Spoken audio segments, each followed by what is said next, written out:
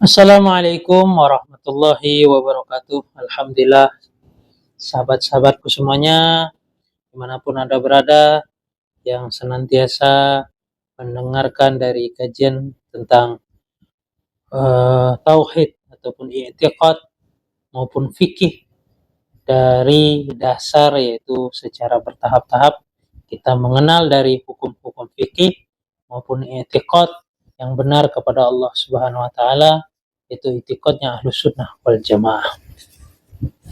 Alhamdulillah, hari ini kita memasuki itu kajian fikih kita.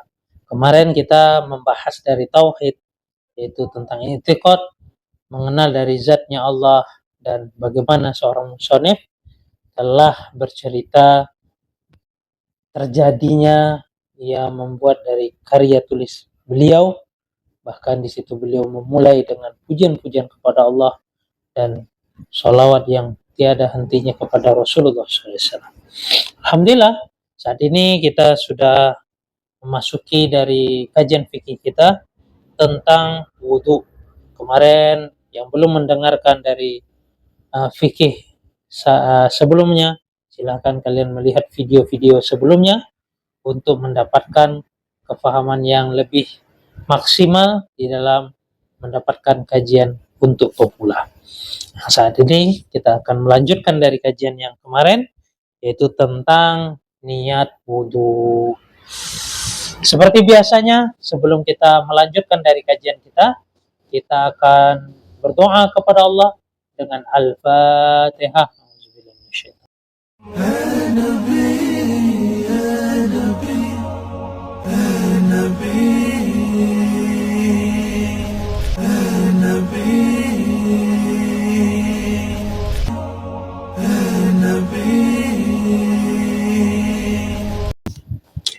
Alhamdulillah, sahabat-sahabatku semuanya, saat ini kita akan melanjutkan dari kajian fikih kita tentang mengenal niatnya wudhu.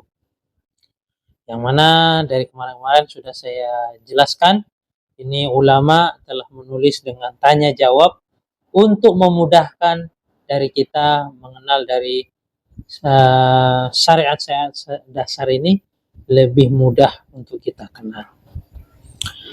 Niatul wudhu, niatul wudhu. Apa niatul wudhu? Dari niatnya wudhu. Iya, adapun niatnya wudhu, jawab iya, adapun niatnya wudhu, nawaitu, saya niat dari hal ini, raf'al hadasi, untuk menghilangkan hadas, al-asghari, yaitu yang kecil. Nawaitu raf'al hadasi. Nah, itu sudah cukup. Jika nawaitu wudu'a li raf'il hadasi asghari fardholillahi ta'ala, itu juga boleh. Nawaitu wudu'a li raf'il hadasi asghari fardholillahi. Namun di sini ulama ini memberikan suatu kemudahan, tentunya nawaitu raf'al hadasil asghar sudah cukup. Jikapun kita tidak mampu mengucapkan dalam lafaz bahasa Arab, tentu di dalam lafaz bahasa lain pun diterima. Tentunya hal ini tidak menyangkut hal di dalam sholat. Jika di dalam sholat kita jaharkan, maka batal kalau tidak menggunakan dari bahasa Arab. Begitu dia kalau dengan wudhu ini kita niat dengan bahasa Minang, bahasa Jambi, ataupun bahasa Jawa dan lainnya pun sudah sah. Kita niat wudhu menghilangkan hadas kecil, itu sudah cukup juga. Kapan niat itu dilakukan? Maka ulama setelah memberikan suatu pengetahuan, pengertian, niatnya dikala membasuh wajah, bagian wajah untuk pertama kalinya. Itulah dilakukan niat di dalam wudhu. Adapun ada yang di dalam beberapa hadis membasuh dari telapak tangan dengan membaca bismillah, itu termasuk dalam sunnah. Adapun kumur-kumur dan hirup hidung itu sunnah. Yang rukun itulah yang diwajibkan.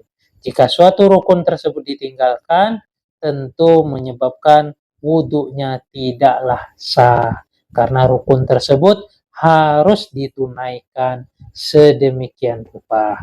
Sebagaimana kemarin kita sudah membahas tentang rukunnya. Pertama, niat. Niat itu ya dilafazkan ataupun diucapkan ketika membasuh wajah yang pertama secara sempurna. Yang dibasuh itu wajah secara sempurna. Yang kedua, yang ketiga, hingga keenam. Yang keenam kan sudah jelas, tentunya di dalam rukun tersebut dinyatakan tertib. Bagaimana kalau wudhu tersebut tidak tertib? Tentu tidaklah sah. Yang sah itu wudhu dengan secara tertib dan dilakukan juga dengan niat. Itu bedanya wudhu ini dengan niat. Niatnya ketika membasuh wajah yang bagian pertama. Wallahu alam. Maka kita masuk ke dalam pengertian hadas kecil ataupun hadas asghar. Ma apa? Al hadasu yaitu dari hadas, al asghari yaitu hadas kecil. Jawab, huwa adapun hadas kecil ataupun hadas asghar, kullu ma ialah setiap sesuatu yubtilu yang membatalkan suatu hal itu ataupun kembali kepada ma yang apa? Paman al wudu'a yaitu kepada perkara wudu. Jadi di sini dijelaskan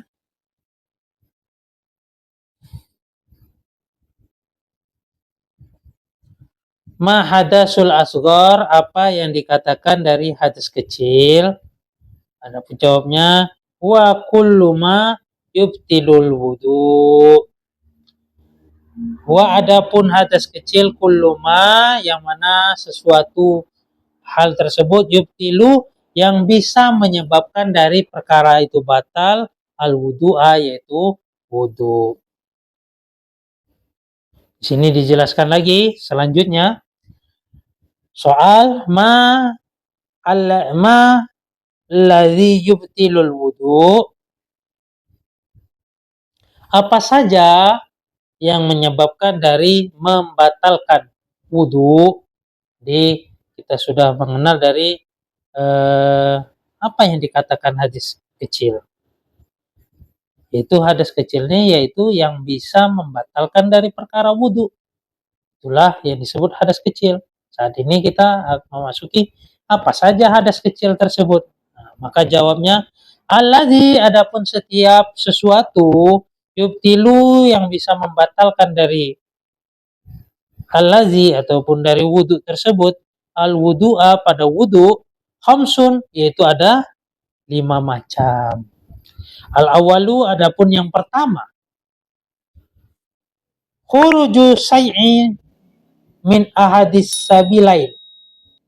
Khuruju syai'i yaitu keluarnya sesuatu benda min ahadis sabilaini yaitu dari salah satu kedua jalan. Keluarnya salah satu dari dua jalan tersebut adalah membatalkan wudu. Apa itu?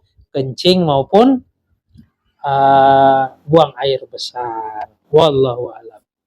Asani adapun yang kedua, zawatul akli ataupun hilangnya akal. Asalis adapun yang ketiga adalah naumu yaitu tidur. Di sini dikatakan bahwasanya tidur itu bisa mendapatkan batalnya wudu.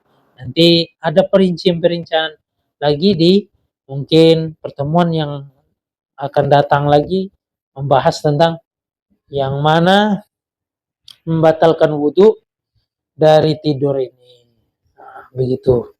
Dan jika kita garis besar ataupun menjadikan suatu hal yang tidak terbatas, tentunya tidur apapun itu bisa menyebabkan batalnya wudu dan hilangnya akal, baik akal hilangnya itu secara dipaksa maupun tidak. Itu pun membatalkan dari wudhu. Arabi, adapun yang keempat,